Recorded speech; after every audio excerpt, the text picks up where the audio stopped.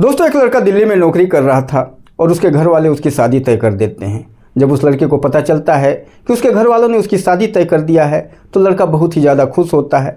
लड़का अपने शादी के बारे में सोच सोच करके बहुत ही ज़्यादा एक्साइटेड होता है और अपनी नौकरी से छुट्टी लेकर के अपने घर पहुंच जाता है। घर पहुंचने के बाद वो भाग भाग करके अपनी शादी की तैयारियां करने लग जाता है। लेकिन दोस्तों, शादी से मात्र 3 दिन पहले ही उसका पैर टूट जाता है। जब उस लड़के का पैर टूट जाता है, घर वाले बहुत ही ज़्यादा दुखी होते हैं। उस लड़के को लेकर के हॉस्पिटल पहुंचते हैं और जब डॉक्टर्स के पास वो लोग पहुंचते हैं तो डॉक्टर कहते हैं कि इस लड़के का पैर फ्रैक्चर हो चुका है और इसका तुरंत इमीडिएट इसके पैर का ऑपरेशन करना पड़ेगा। उस लड़के के पैर का ऑपरेशन हो जाता है और उस लड़के को देखने के लिए गांव के लोग, घर के लोग, टोले मोहल्ले के लोग, सारे लोग आते हैं और सारे लोग काफ़ी दुखी होते हैं कि देखो कैसी किस्मत है इस लड़के की और कैसी किस्मत है उस लड़की की कि मात्र 2 दिन पहले 2 ही दिन शादी को बचा हुआ था कि इस लड़के का पैर फ्रैक्चर हो गया है और ये हॉस्पिटल में एडमिट हो गया है। अब कैसे शादी होगी? ये सारी बातें जब उसके ससुराल वालों को पता चलता है तो उसके सास ससुर भी बहुत दुखी होते हैं और उसके सास ससुर इस लड़के को देखने के लिए हॉस्पिटल में पहुंच जाते हैं। लड़के को देखते हैं और इस लड़के के माता पिता से मिल करके वो लोग फिर अपने गाँव पहुँच जाते हैं। जब वहाँ जाते हैं और उस लड़की से बताते हैं जिस लड़की से इस लड़के की शादी हो रही थी, जब सारी बातें उसको भी बताते हैं तो वो भी अपने मम्मी पापा से कहती है कि मुझे भी हॉस्पिटल ले चलिए, मैं भी चाहती हूँ कि उनको एक बार देखना। अगले दिन उस लड़की के माता पिता अपनी लड़की को लेकर के हॉस्पिटल में पहुँचते हैं। जब लड़की हॉस्पिटल में पहुँचती है और उस लड़के की हालत को देखती है तो उस लड़के के ऊपर बहुत ही ज़्यादा प्यार आता है। वो लड़के को देख देख करके और उसकी आंखें नम हो जाती है। उस लड़के की हालत को देख नहीं पाती, बहुत ही ज़्यादा दुखी हो जाती है। दोस्तों, अपने मम्मी पापा से वो कहती है कि मम्मी पापा, मैं कुछ दिन यहाँ पर रहना चाहती हूँ। जब तक ये हॉस्पिटल में हैं तब तक मैं इनके साथ रहना चाहती हूँ, इनका सेवा सत्कार करना चाहती हूँ। मुझसे इनकी ये हालत देखी नहीं जा रही है। दोस्तों, लड़की बहुत ही ज़्यादा दुखी थी और इस लड़के की हालत को देख देख करके उसकी आंखों से आंसू बह रहा था। ये सारी चीज़ें जब उसके माँ बाप देखते हैं और उसके सास ससुर, लड़के के माता पिता जब सारी चीज़ें देखते हैं तो लड़के के माँ बाप बहुत ही ज़्यादा खुश होते हैं और सोचते हैं कि देखो हमारे लड़के की कितने अच्छे लड़की के साथ शादी हो रही है, इसका विचार कितना अच्छा है। अभी तक इसके साथ हमारे लड़के की शादी भी नहीं हुई है कि लड़की इसका सेवा सत्कार करने के बारे में सोच रही है। ये सारी बातें जब लड़के के माता पिता और लड़की के माता पिता सारे लोग जब इकट्ठा होकर के बातें करते हैं और उसके बाद सभी लोग डिसाइड कर लेते हैं कि ठीक है, लड़की को यहाँ पर छोड़ दिया जाए। लड़की के माता पिता उसे वहाँ पर छोड़ने के लिए तैयार हो जाते हैं, लेकिन उससे पहले एक प्राइवेट रूम ले लिया जाता है और उस रूम में उस लड़के को शिफ्ट करा दिया जाता है और लड़की वहीं पर उस रूम में उस लड़के के साथ रहने लग जाती है और वहीं पर उस लड़के का सेवा सत्कार करने लग जाती है। लड़के को उठाना, बैठाना, उसको दवा खिलाना, उसके कपड़े वगैरह चेंज करवाना, उसको देखभाल करना और अपने हाथों से उसको खाना खिलाना, उसे प्यार करना, ये सारी चीज़ें वो लड़की उसको करने लगती है। लड़का बहुत ही हंसी खुशी से उस लड़की के साथ उस हॉस्पिटल में अपने दिन काटने लग जाता है। लोग आते हैं, लड़के से मिल करके जाते हैं, लेकिन लड़की वहीं पर उस लड़के के साथ रहती है और उसका सेवा सत्कार करती रहती है। हॉस्पिटल वाले जितने भी लोग आते जाते हैं, जब उस लड़की के इस सेवा सत्कार के भाव को देखते हैं तो हर व्यक्ति प्रसन्न होता है, हर व्यक्ति खुश होता है और हर व्यक्ति यही कहने लगता है कि कितने नेक दिलों की, नेक विचारों वाली लड़की है। जिस लड़के से अभी तक इसकी शादी तक नहीं हुई है लेकिन ये कितना सेवा सत्कार कर रही है। ऐसी अगर लड़की किसी की बहू बन जाए तो पूरा परिवार ही सुधर जाएगा। वहाँ हॉस्पिटल वाले जितने डॉक्टर्स और नर्स इस लड़की के सेवा भाव को देखते हैं तो हर व्यक्ति काफ़ी खुश रहता है, काफ़ी प्रसन्न रहता है। उसी हॉस्पिटल में एक नर्स थी, उस नर्स के साथ इस लड़की का दोस्ताना व्यवहार हो गया था। दोनों एक दूसरे को दोस्त की तरह से मानने लगे थे। उस नर्स ने भी अपना नंबर इस लड़की को दे दिया था और इस लड़की ने भी अपना नंबर उस नर्स को दे दिया था। थोड़े दिन जब समय बीतते हैं, जब ऐसे ही 15 दिन बीत जाते हैं तो उस लड़के को उठा करके और अपने कंधे का सहारा दे करके लड़की थोड़ा बहुत इधर उधर टहलाना शुरू कर देती है। लड़का धीरे धीरे ठीक होने लगा था।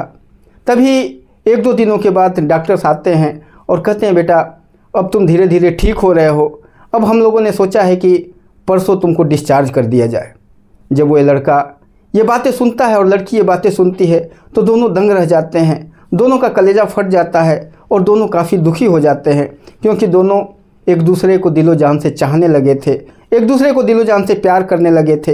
बेशक हॉस्पिटल की तमाम दुश्वारियाँ थी, तमाम तकलीफ़ें थी, लेकिन दोनों एक साथ थे, दोनों एक दूसरे को दिन रात देख रहे थे, दोनों एक दूसरे को प्यार कर रहे थे और दोनों एक दूसरे के साथ प्यार से रह रहे थे। अब वो लड़की भी सोचती है कि अब कल ये अपने गांव चले जाएंगे, अपने घर चले जाएंगे और मैं अपने गांव अपने घर चली जाऊंगी, हम दोनों एक दूसरे से जुदा हो जाएंगे। और यही सोच सोच करके लड़की की आंखें नम हो जाती है और लड़का जो होता है वो भी बहुत दुखी होता है। वह भी सोचने लगता है कि अब हम दोनों एक दूसरे से जुदा हो जाएंगे, अब पता नहीं कब शादी विवाह होगा, कब शादी का दिन रखा जाएगा और कब फिर हम एक दूसरे से मिल पाएंगे। और यही सोच सोच करके दोनों काफ़ी दुखी होते हैं, दोनों की आंखें नम हो जाती हैं। तभी जब लड़की लड़के को टहला करके उसके बेड पर उसको बैठाती है, उसके बाद लड़का उस लड़की से कुछ ऐसा डिमांड करने लग जाता है, कुछ ऐसी चीज़ें उस लड़की से मांगने लगता है कि लड़की उस शर्मा जाती है और शर्मा करके कहती है कि क्या बात है, आज बहुत ही ज़्यादा रोमांटिक हो रहे हो, इतने दिनों तक तो काफ़ी सीधे साधे जैसे पड़े हुए थे, अब रोमांस चढ़ने लगा है आपके ऊपर, ये सब बातें मत करो, शादी से पहले ये सब काम ठीक नहीं है और ये सब बात करना ठीक नहीं है, मुझे ये सब बातें अच्छी नहीं लगती है। दोस्तों लेकिन लड़का उस लड़की के पीछे ही पड़ जाता है, उसे बहुत ही प्यार से समझाता है और कहता है कि अब परसों मैं भी चला जाऊंगा अपने घर, तुम भी अपने घर चली जाओगी, पता नहीं फिर हम कब मिलेंगे और ये दूरियां पता नहीं कितने दिनों तक हम दोनों के बीच में रहेगी, तो कम से कम एक बार मेरी बात तो मान जाओ। लेकिन वो लड़की बार बार उसके कहने के बावजूद उसकी बात को नहीं मानती है, कहती है कि यह हॉस्पिटल है, कोई आपका घर नहीं है और आप ये जो बातें कह रहे हैं ये शादी से पहले ये सब काम अच्छा नहीं है, ये बातें अच्छी नहीं है, इसलिए आप इस तरह की बातें मत करो, मुझे ये बातें अच्छा नहीं लगती है। लड़की उसे बहुत मना करती है, लेकिन लड़का उसे पीछे पड़ जाता है, उसको कसम धराने लगता है, उसको तरह तरह की उससे बातें करने लग जाता है और अंत में लड़की मजबूर हो जाती है उसकी बात मानने के लिए। दोस्तों बहुत ही प्यारी कहानी है, बहुत ही रोमांचक कहानी है और बहुत ही दिल को एकदम दुखी करने वाली और अंत में अपने आप को खुशी प्रदान करने वाली कहानी है। मेरा आप सबसे रिक्वेस्ट है कि इस कहानी में लास्ट तक बने रहिएगा। कहानी को शुरू करूँ उससे पहले मेरा आप सबसे निवेदन है कि अगर आपने मेरे चैनल को सब्सक्राइब नहीं किया होगा तो चैनल को सब्सक्राइब कर लीजिएगा, वीडियो को लाइक कर दीजिएगा और अपने दोस्तों को शेयर करना बिल्कुल मत भूलिएगा। चलिए जानते हैं पूरी कहानी को इस वीडियो के माध्यम से। दोस्तों बिहार का एक ज़िला पड़ता है गोपालगंज और गोपालगंज के एक छोटे से गाँव का रहने वाला एक लड़का जिसका नाम करण था। करण दिल्ली में नौकरी करता था, काफ़ी अच्छे पैसे कमाता था। करण की शादी बगल के गांव की रहने वाली शिवानी नाम की लड़की के साथ तय हो जाती है। उसके माता पिता करण को फ़ोन करके बताते हैं कि बेटा तुम्हारी शादी हम लोगों ने तय कर दिया है। करण शिवानी को पहले से जानता था, पहले से ही शिवानी से वो मिला हुआ था और काफ़ी दिनों से शिवानी और करण की शादी की चर्चा चल रही थी। जब करण को ये पता चलता है कि शिवानी के साथ उसकी शादी तय हो गई है तो करण बहुत ही ज़्यादा खुश होता है। करण बहुत ही ज़्यादा एक्साइटेड होता है शिवानी से मिलने के लिए, क्योंकि शिवानी बहुत ही ज़्यादा खूबसूरत थी। करण अपनी नौकरी से छुट्टी लेकर के अपने गांव पहुंच जाता है और अपनी शादी की तैयारियों में लग जाता है। वो भाग भाग करके अपनी शादी की तैयारियां करने लग जाता है। तमाम रिश्तेदार उसके घर पहुंच चुके थे। अप्रैल का महीना था, गर्मी का मौसम था, बहुत ही ज़्यादा गर्मी हो रही थी। रिश्तेदार इतने ज़्यादा घर में हो गए थे कि घर के अंदर कूलर और पंखे में सोने का जगह नहीं था। शाम का जब समय होता है तो सारे लोग इकट्ठा होकर के यही प्लान करते हैं कि चलो आज छत पर सोया जाएगा। सारे रिश्तेदार छत पर चले जाते हैं और छत पे दरी वगैरह बिछाया जाता है और सभी लोग छत के ऊपर सोने लग जाते हैं, क्योंकि अप्रैल का महीना था, शाम का समय था, हल्का हल्का काफ़ी अच्छा हवा चल रहा था और सारे रिश्तेदार आपस में बातें करते करते और काफ़ी देर तक एक दूसरे से बातें करते रहते हैं और उसके बाद जब 11-12 बजता है तो ये लोग सो जाते हैं।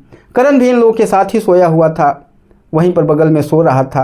रात को तकरीबन 1-1:30 बजे के आसपास करण को टॉयलेट लगता है और करण उठ करके और टॉयलेट जाने के लिए जब चलता है तो नींद में ही वो नीचे गिर जाता है छत से। जब नीचे गिर जाता है तो ज़ोर का आवाज़ जब करता है, चीखने लगता है, तो घर वालों की नींद खुलती है और घर वाले भाग करके जाते हैं तो देखते हैं कि करण नीचे पड़ा हुआ है। तुरंत आनंद फानंद में उसे गाड़ी में बैठा करके हॉस्पिटल ले जाया जाता है। जब वो हॉस्पिटल जाता है तो डॉक्टर्स उसे देख करके कहते हैं कि इसका दाहिना पैर तो बुरी तरह से फ्रैक्चर हो चुका है, तुरंत इसके पैर का ऑपरेशन करना पड़ेगा। डॉक्टर्स उसका ऑपरेशन करते हैं और उसे हॉस्पिटल में एडमिट कर दिया जाता है। जब घर वालों को, गांव वालों को, रिश्तेदारों को, सबको ये पता चलता है कि लड़के की शादी 3 दिन बाद ही थी और वो हॉस्पिटल में एडमिट हो चुका है, डॉक्टर्स ये भी कहते हैं कि अब 1-1.5 महीने तक तो ये कहीं भी चल फिर नहीं पाएगा, इसको तकरीबन कम से कम 20-25 दिन तो हॉस्पिटल में ही रहना पड़ेगा और हॉस्पिटल से जाने के बाद भी 1-आध महीना इसका सेवा सत्कार करना पड़ेगा, उसके बाद ही अपने पैरों से चल पाएगा। जब ये सारी बातें उसके घर वाले जानते हैं, घर वाले जब सारी बातें सुनते हैं तो बहुत ही ज़्यादा दुखी होते हैं, क्योंकि शादी की तैयारियां सारी हो चुकी थी, कार्ड वगैरह सब कुछ छप चुका था, पैसा रुपया जो भी खर्चा होना था सब कुछ हो चुका था, टेंट नाच वगैरह सारा चीज़ हो गया था। अब घर वाले यही सोच रहे थे कि अब जितने भी पैसा हम लोगों ने खर्चा किया है सब बर्बाद हो जाएगा। ये सब जितना भी न्यूज़, ये जो समाचार जब वहाँ उसके ससुराल वालों को पता चलता है, जब उस लड़के के सास ससुर को ये पता चलता है कि लड़का छत से गिर चुका है और उसका पैर फ्रैक्चर हो चुका है, वो हॉस्पिटल में है, उसके पैर का ऑपरेशन हुआ है, तो तुरंत लड़की के माँ बाप भाग करके हॉस्पिटल में पहुँचते हैं। हॉस्पिटल में पहुँचने के बाद जब लड़के को वो लोग देखते हैं तो बहुत ही ज़्यादा दुखी होते हैं और लड़के के माँ बाप से कहते हैं कि भाई साहब अब क्या किया जाएगा। लड़के के माँ बाप कहते हैं कि अब क्या कर सकते हैं, होने को तो कोई नहीं टाल सकता है, कब क्या होने वाला है, अब शादी तो इस महीने हो नहीं पाएगा, अब इस शादी को हम लोग नवंबर में करेंगे। और ये सारी बातें होने के बाद जो लड़की के माँ बाप थे वो वापस अपने गांव चले जाते हैं। जब वो लोग गांव जाते हैं, लड़की को सारी बातें बताते हैं तो लड़की भी बहुत ज़्यादा दुखी होती है और वो अपने मम्मी पापा से कहते हैं कि मम्मी पापा मुझे भी उनको एक बार ले चल के दिखा दीजिए। अगले दिन शिवानी के माता पिता शिवानी को लेकर के हॉस्पिटल में पहुंच जाते हैं। जब शिवानी हॉस्पिटल में पहुंचती है और करण की हालत को देखती है तो उसकी आंखों से आंसू बहने लग जाता है। करण की हालत उसे देखी नहीं जा रही थी, वो करण के ऊपर उसे बहुत ज़्यादा प्यार आ रहा था, वो बार बार करण को देख रही थी, उसके चेहरे के हाव भाव को देख रही थी, उसके पैरों को देख रही थी, उसकी हालत को देख रही थी और बहुत ही ज़्यादा दुखी हो रही थी। उसके माता पिता काफ़ी देर तक वहाँ पर रहते हैं और उसके बाद लड़की के माता पिता लड़के के माँ बाप से मिल करके कुछ बातें करते हैं और उसके बाद कहते हैं कि अब हम लोग जा रहे हैं। लड़की अपने मम्मी पापा से कहती है कि मम्मी पापा मैं चाहती हूँ कि मैं इनके साथ रहूँ, इनकी हालत मुझसे देखी नहीं जा रही है और ये बड़े तकलीफ़ में हैं, बड़े कष्ट में हैं, मुझे बहुत प्यार आ रहा है इनके ऊपर, मैं चाहती हूँ कि जब तक ये हॉस्पिटल से ये डिस्चार्ज नहीं होते हैं तब तक मैं इनकी सेवा सत्कार करूँ। दोस्तों, जब उस लड़की के माँ बाप ये सुनते हैं तो लड़के के माँ बाप को देखने लग जाते हैं और लड़के के माँ बाप जब उस लड़की की बातों को सुनते हैं तो वो काफ़ी खुश हो जाते हैं और सोचने लगते हैं कि कितने नेक विचारों की लड़की है। अभी तक इस लड़के से उसकी शादी ही नहीं हुई है लेकिन उसका सेवा करने के लिए अभी से बोल रही है। आज की लड़कियां तो शादी विवाह होने के बाद भी सेवा के बारे में नहीं सोचती हैं, सेवा सत्कार के बारे में नहीं सोचती हैं, लेकिन ये कितने नेक विचारों की, कितनी अच्छी लड़की है कि इस लड़के से अभी शादी की बात ही हो रही है, अभी तक शादी नहीं हुई है लेकिन फिर भी इसका सेवा करने के बारे में वो अपने माँ बाप से कह रही है। बहुत ही अच्छी लड़की है और जो भी वहाँ पर गांव वाले, जो भी रिश्तेदार वगैरह सारे लोग होते हैं, सब जब इस लड़की की बातों को सुनते हैं तो हर व्यक्ति काफ़ी खुश होता है और सभी लोग उस लड़की के माँ बाप से रिक्वेस्ट करते हैं कि बेटी बहुत ही अच्छे विचारों की है, बहुत ही नेक विचार हैं इसके, बेटी अगर चाहती है इसका सेवा करना तो छोड़ दीजिए थोड़े दिनों के लिए। लड़की के माँ बाप मान जाते हैं और कहते हैं ठीक है बेटी, अगर तुम्हारी इच्छा है, तुम इनका सेवा सत्कार करना चाहती हो तो हम लोगों को कोई तकलीफ़ नहीं है, हम लोग तुम्हें छोड़ने के लिए तैयार हैं। उसके बाद जो लड़के के माँ बाप होते हैं उस हॉस्पिटल के डॉक्टर्स वगैरह से बात करते हैं और एक प्राइवेट रूम वहाँ पर ले लिया जाता है और उसी प्राइवेट रूम में करण को शिफ्ट कर दिया जाता है। उसमें 2 बेड होता है और एक पे करण लेटा होता है और दूसरे पर शिवानी रहती है और शिवानी इस करण का सेवा सत्कार काफ़ी अच्छे तरीके से करने लग जाती है। डेली अपने हाथों से शिवानी करण को खाना खिलाती है, उसको दवा खिलाती है और उसका सेवा सत्कार करती है, उसके कपड़े बदलती है और कपड़े बदलने के साथ साथ में जो कुछ भी पानी वगैरह जो कुछ भी मांगता है वो सारी चीज़ें रात दिन उठ करके उसे देती रहती हैं। उसके पैरों को दबाती है, उसके सिर में तेल लगाती है, उसको पूरा अच्छे तरीके से उसका सेवा सत्कार कर रही थी। जो भी हॉस्पिटल स्टाफ्स और जो भी आने जाने वाले लोग ये सारी चीज़ें देखते हैं और वो सब जानते हैं कि इस लड़की की शादी सिर्फ तय हुई है, अभी तक कोई शादी नहीं हुई है, तो हर व्यक्ति दांतों तले उंगली दबाने लगता है और हर व्यक्ति कहता है कि आज के ज़माने में ही भी इतनी सुंदर, इतनी अच्छे नेक विचारों वाली लड़की है, जो कि शायद अभी इसका रिश्ता बना भी नहीं है, ये पत्नी भी नहीं है इसकी, लेकिन पत्नी से ज़्यादा इसकी सेवा सत्कार कर रही है। हर व्यक्ति यही देख देख करके काफ़ी दंग रहता है और उस लड़की की बड़ाई करता रहता है। उसी हॉस्पिटल में एक नर्स थी जो उस लड़की को बहुत प्यार करती थी, शिवानी को। उस शिवानी को अपनी बहन की तरह से मानती थी। हमेशा शिवानी और वो दोनों एक दूसरे से हंस हंस करके बातें करते थे। वो नर्स जो होती है वो शिवानी को अपना मोबाइल नंबर दे देती है और शिवानी से उसका नंबर ले लेती है और कहती है कि जब तुम चली जाओगी तब भी मैं तुमसे हमेशा बात करती रहूँगी। और दोनों एक दूसरे से बात करते रहते हैं। धीरे धीरे ऐसे ही समय बीतता है। शिवानी खूब ज़ोर शोर से उसका करण का सेवा सत्कार करती रहती है और 15 दिन में ही करण की हालत काफ़ी सुधर जाती है, काफ़ी अच्छा हो जाता है। और उसके बाद शिवानी उसको डेली उठा करके अपने कंधे का सहारा दे करके और करण को इधर उधर टहलाने लगती है। जो डॉक्टर्स वगैरह जब ये सारी चीज़ें देखते हैं तो बहुत ज़्यादा खुश होते हैं और शिवानी को कहते हैं कि बेटा, तुम्हारे वजह से ये 15 दिन में ही अपने पैरों पर धीरे धीरे खड़ा होने लगा है। ये सब तुम्हारा सेवा का ही जो फल है, इसके वजह से ये इस तरह से 15 दिन में ही ठीक हो गया, नहीं तो ये 1-1.5 महीने तक ही अपने पैरों पर नहीं हो पाता। तुमने जितना मेहनत किया है, तुमने जितना इसका सेवा किया है, उतना तो अपना भी कोई नहीं कर सकता है। और धीरे धीरे वो ठीक होने लगता है। तभी एक दिन डॉक्टर उसके पास आते हैं और कहते हैं कि करण, तुम अब धीरे धीरे ठीक हो चुके हो और तुम्हें हम लोग परसों डिस्चार्ज करने वाले हैं। करण जब ये बातें सुनता है और डॉक्टर जब शिवानी से भी कहते हैं बेटा अब ये ठीक हो चुका है, अब हम लोग परसों इसको डिस्चार्ज कर देंगे और बाकी चीज़ें धीरे धीरे ये अपने घर जा कर के धीरे धीरे सुधर जाएगा। जब शिवानी भी ये बातें सुनती है तो शिवानी की आंखों में आंसू आ जाता है। शिवानी बहुत दुखी हो जाती है। बेशक हॉस्पिटल में तमाम दुश्वारियाँ थी, तमाम तकलीफ़ था, तमाम दिक्कतें थी, लेकिन करण के साथ रहने में उसे जितना आनंद आ रहा था वो शायद ये सारी दुश्वारियाँ, सारी तकलीफ़ें उसके सामने बौना थी। वो नहीं चाहती थी कि वो करण से दूर हो, क्योंकि करण से अगर दूर होने के बाद करण अपने गांव चला जाना था, शिवानी अपने गांव चली जानी थी, दोनों एक दूसरे से दूर हो जाना था। ये दोनों नहीं चाहते थे। शिवानी करण को दिलो जान से चाहने लगी थी, बिल्कुल करण को प्यार करने लगी थी और करण का भी यही हालत था। वो भी शिवानी से दूर होना नहीं चाहता था और जब करण भी ये बातें सुनता है तो वो भी काफ़ी दुखी हो जाता है। शिवानी भी दुखी हो जाती है और दोनों सोचने लगते हैं कि अब परसों करण अपने गांव और शिवानी अपने गांव चली जाएगी, हम लोग दोनों एक दूसरे से दूर हो जाएंगे। और यही सोच सोच के उनकी आंखों से आंसू बहने लगता है।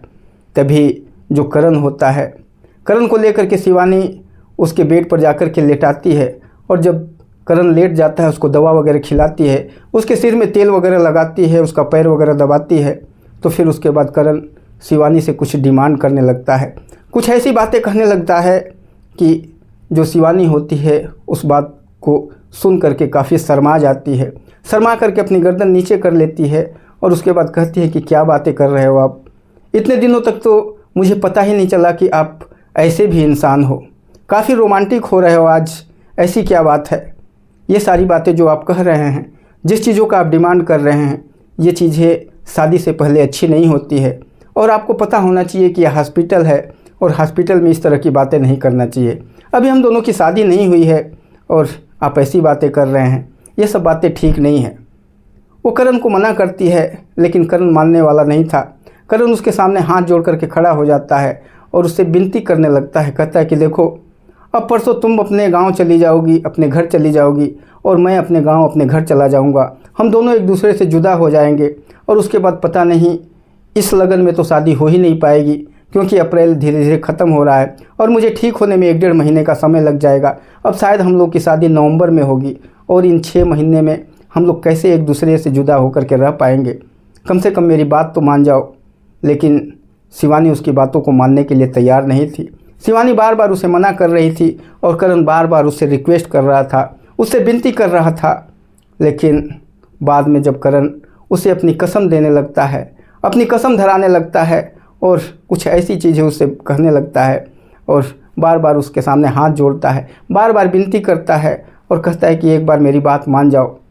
लेकिन शिवानी उसकी बातों को नहीं मानती, लेकिन बाद में इतना वो मजबूर कर देता है कि उसके मजबूरी के सामने शिवानी को झुकना पड़ता है। दोस्तों उसके बाद करण 2-3 दिनों के बाद डिस्चार्ज होकर के अपने घर चला जाता है और शिवानी अपने घर चली जाती है। जब करण अपने घर चला जाता है, उसके कुछ दोस्त वगैरह उससे मिलते हैं और उससे कहते हैं कि भाई सुना है मैंने तुम एक अनपढ़ लड़की के साथ शादी कर रहे हो, जिसने पढ़ाई लिखाई नहीं किया है। तुम इतने बड़े अच्छी कंपनी में अच्छा जॉब करते हो, इतना पैसा कमाते हो, और सोसाइटी में आजकल पढ़ी लिखी लड़कियों का वैल्यू है। अनपढ़ लड़कियों को लेकर के कल के दिन तुम्हें अपने साथ उसे रखना होगा, सोसाइटी में उसे इधर उधर लेकर के जाना होगा, तो अनपढ़ लड़की को लेकर के कहाँ कहाँ घूमोगे यार, वो तुम्हारे लायक लड़की ठीक नहीं है। और इस तरह से उसको इस तरह से बरगला देते हैं कि करण का मूड चेंज हो जाता है। अगले दिन जब उसके माता पिता उससे कहते हैं बेटा नवंबर में तुम्हारी शादी हम लोग कर दे रहे हैं फिक्स, नवंबर में उस लड़की के साथ तुम्हारी शादी हो जाएगी, तब करण कहता है कि मैं उस लड़की से शादी करूंगा ही नहीं।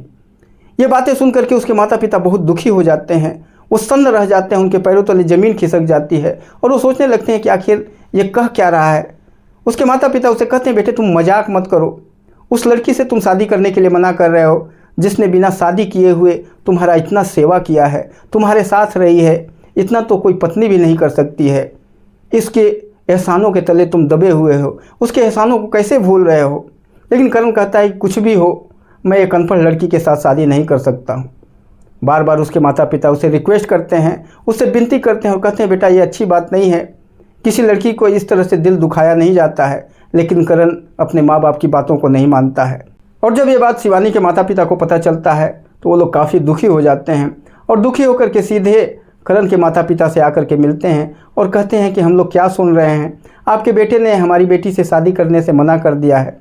ये सारी बातें जब वो करते हैं तो करण के माता पिता कहते हैं कि हाँ हमने अपने बेटे को खूब समझाने की कोशिश किया है, आपकी कसम खा करके हम लोग कह रहे हैं कि हमने उसको बहुत समझाने की कोशिश किया है, लेकिन करण मानने के लिए तैयार नहीं है, उसके दिलो दिमाग में कुछ और चलने लगा है। अब हम लोग क्या कर सकते हैं, हम लोग तो एक माता पिता ही हैं, हम लोग समझा ही सकते हैं, और जब वो मानने के लिए तैयार नहीं है तो हमारा भी कोई बस नहीं है। ये बातें सुन करके शिवानी के माता पिता के आंखों में आंसू आ जाता है और वो लोग कहते हैं कि कैसी बातें कर रहे हैं, जिस बेटी को हमने आपके बेटे के साथ 15-16 दिन तक छोड़ दिया है वो उसी के साथ रहती थी। ये सारी बातें हमारे रिश्तेदारों को, हमारे गांव वालों को सबको पता चल चुका है कि इस लड़की की बिना शादी किए हुए ही उस लड़के के साथ 15-16 दिन से रह रही है। हमारी भी तो कोई इज्जत है, हमारी इज्जत तो पूरा मटिया पलीत हो गया है, अब हमारी बेटी के साथ कौन शादी करेगा। इसके बारे में तो आप लोग थोड़ा सोचना चाहिए, कम से कम अपने बेटे को ये सारी चीज़ें तो आपको बताना चाहिए। लेकिन करण के माता पिता के आंखों में आंसू होते हैं, वो काफ़ी दुखी होते हैं और कहते हैं कि अब हमारा कोई भी बस नहीं चल रहा है, हम क्या कर सकते हैं, अब आप ही बताइए। दोनों के बीच में काफ़ी बातें होती हैं और उसके बाद शिवानी के माता पिता दुखी होकर के अपने गांव वापस चले जाते हैं और वहां जाने के बाद शिवानी को सारी कहानी बता देते हैं। शिवानी जब ये सारी बातें सुनती है तो शिवानी की आंखों से भी आंसू बहने लग जाते हैं, वो भी फूट फूट करके रोने लगती है। वो उस करण के साथ उसने क्या क्या किया था वो सारी चीज़ें वो किसी को बता भी नहीं सकती थी, लेकिन वो सारी बातें सुनने के बाद और सोचने के बाद वो बहुत ही ज़्यादा दुखी रहती है। वो अपने आप को कमरे में बंद कर लेती है। उसके माता पिता उसे बहुत समझाते हैं लेकिन वो समझने के लिए तैयार नहीं थी, वो लगातार फूट फूट करके रो रही थी। और ऐसे ही धीरे धीरे 1-2 दिन का समय बीत जाता है।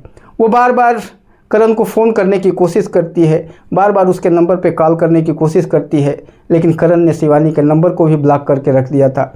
अब शिवानी से बात नहीं हो पाती है और शिवानी दुखी होकर के और अपना जीवन किसी तरह से काटने लग जाती है। इधर कुछ दिन समय बीतता है तो करण की शादी फिर से एक दूसरी लड़की के साथ तय कर दी जाती है और वो शादी नवंबर में फिक्स कर दी जाती है। नवंबर में शादी होने वाला होता है। शादी की तैयारियां खूब ज़ोर शोर से चलने लगती है और किस्मत, वही कहा जाएगा कि किस्मत अपने आप को फिर से दोहराता है और फिर से उसके साथ, करण के साथ ऐसा ही हादसा होता है।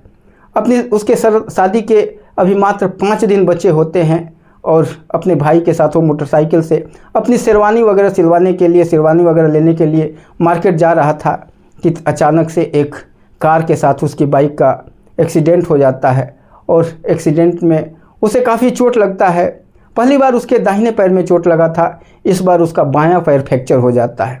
उसको तुरंत हॉस्पिटल में ले जाया जाता है, उसी हॉस्पिटल में ले जाया जाता है जिस हॉस्पिटल में उसने पहली बार एडमिट हुआ था। वहाँ जाने के बाद डॉक्टर्स वगैरह उसको देखते हैं और कहते हैं कि फिर से दोबारा तुम यहाँ पर एडमिट हो गए हो, दोबारा फिर चोट लगा करके आ गए हो, कैसे आदमी हो। और जब डॉक्टर्स को भी ये पता चलता है इस लड़के की फिर से शादी तय हो गई है और 5 दिनों के बाद ही शादी थी, तो हर व्यक्ति यही सोचता है कि कैसी किस्मत है इसकी, बार बार शादी के समय ही इसके पैर फ्रैक्चर हो जाते हैं। और करण वहाँ पर एडमिट हो जाता है। तमाम लोग, गांव के रिश्तेदार वगैरह सभी लोग आते हैं, करण को देखते हैं और फिर से उसका बायां पैर वहाँ पर ऑपरेट कर दिया जाता है, बाएं पैर का ऑपरेशन हो जाता है। हर व्यक्ति देख करके दुखी होता है और सोचता रहता है कि क्या हो रहा है इसके साथ, ऐसे ऐसे हादसे इसके शादी से 2-4 दिन पहले ही हो जाते हैं। हर व्यक्ति ये सोच सोच करके काफ़ी दुखी रहता है। अब जिस लड़की से उसकी शादी तय हुई थी उसके भी माता पिता अपनी लड़की को लेकर के आते हैं। जिस लड़की से इसकी शादी तय हुई थी इस बार, वो लड़की तो इसे देखने के लिए आना नहीं चाहती थी, लेकिन उसके माता पिता उसे समझा करके और लड़की को कहते हैं कि बेटा चलो, उस लड़के से तुम्हारा शादी तय हुआ है, चलो एक बार उसको देख करके आ जाओ। वो लड़की आती है अपने माँ बाप के साथ, उसके माँ बाप आते हैं, करण को देखते हैं और करण के माता पिता से कुछ बातें करते हैं।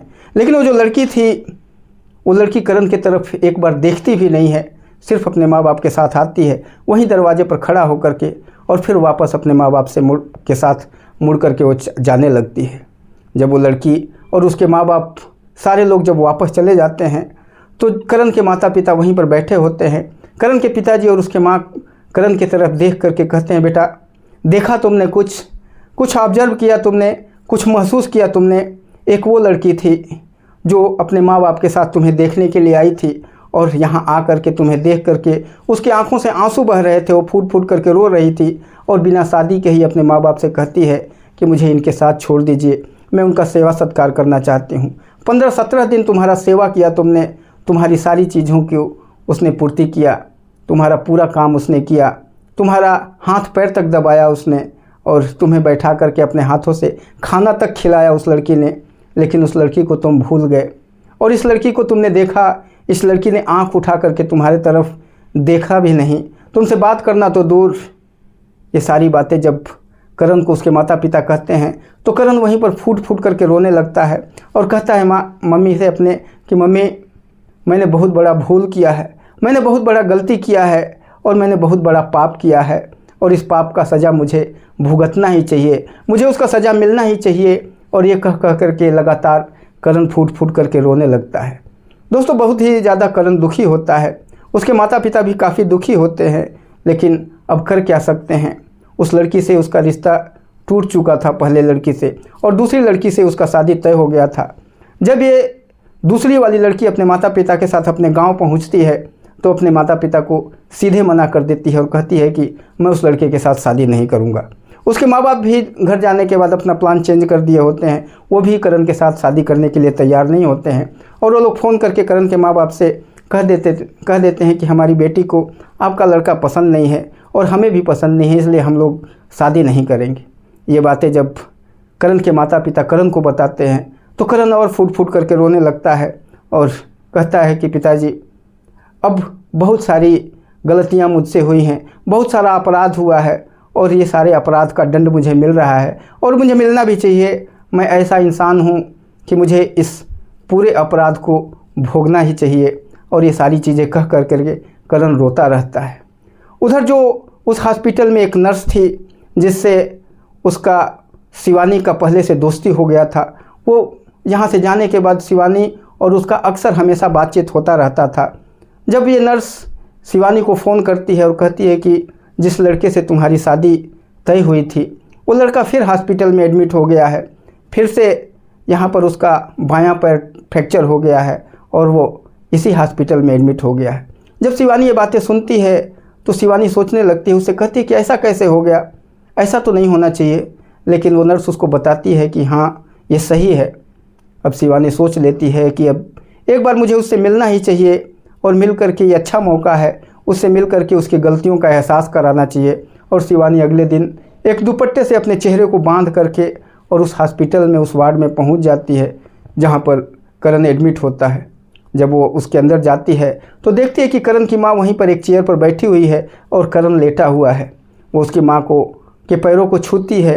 उसकी माँ उसे पहचान नहीं पाती है क्योंकि उसने दुपट्टे से अपना चेहरा बांध रखा था, लेकिन उसकी आँखों को देख करके करण उसे पहचान जाता है और करण तुरंत उठ करके बैठ जाता है और फूट फूट करके रोने लगता है। शिवानी करण को जब इस तरह से रोते हुए देखती है तो उसके नज़दीक जाती है और उसके हाथों को अपने हाथ में लेती है और कहती है कि रो मत, किस लिए रो रहे हो।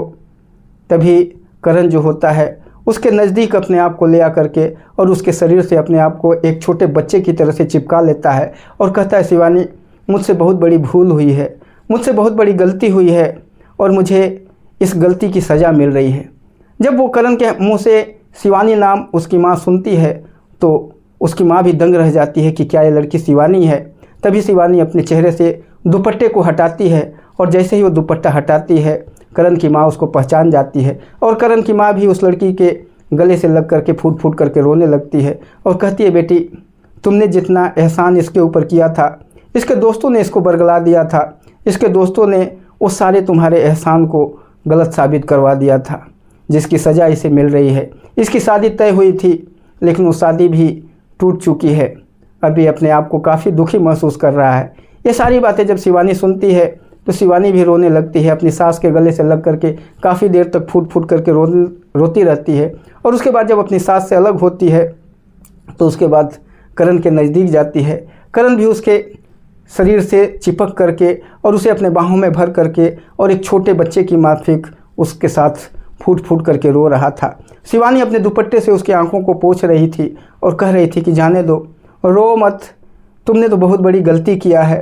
तुम बताओ ना, मैंने क्या कसूर किया था, मैंने क्या गलती किया था जिसकी वजह से तुमने मुझे त्याग दिया, मुझे छोड़ दिया। क्या मैं खूबसूरत नहीं थी?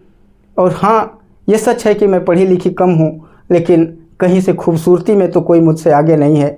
और एक पत्नी की तरह से तुम्हारा सब कुछ किया, मैंने तुम्हारा सेवा किया। जैसे ही इतनी बात होती है, ये दोनों की बातें सुन करके जो करण की माँ थी वो दरवाजे से बाहर निकल जाती है और दरवाजे को बंद कर देती है। और उसके बाद दोनों एक दूसरे से लिपट करके करण और शिवानी काफ़ी देर तक रोते रहते हैं। शिवानी करण से कहती रहती है कि देखो, मैंने सब कुछ किया जो तुमने कहा, एक पत्नी का फ़र्ज़ निभाया मैंने शादी से पहले ही। जो कुछ तुमने कहा सब करने के लिए मैंने कभी मना नहीं किया।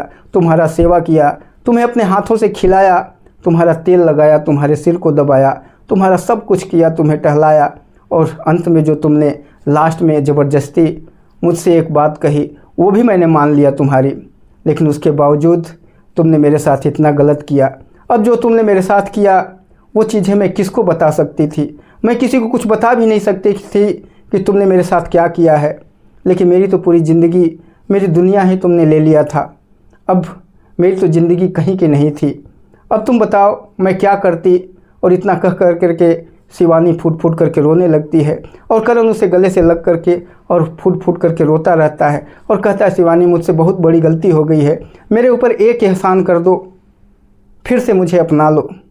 शिवानी उसकी बातों को जब सुनती है तो उसके चेहरे को लेकर के अपने सीने से चिपका लेती है और कहती है कि ठीक है, फिर से तुम्हारे ऊपर एक बार भरोसा कर रही हूँ, इस भरोसे को मत तोड़ना।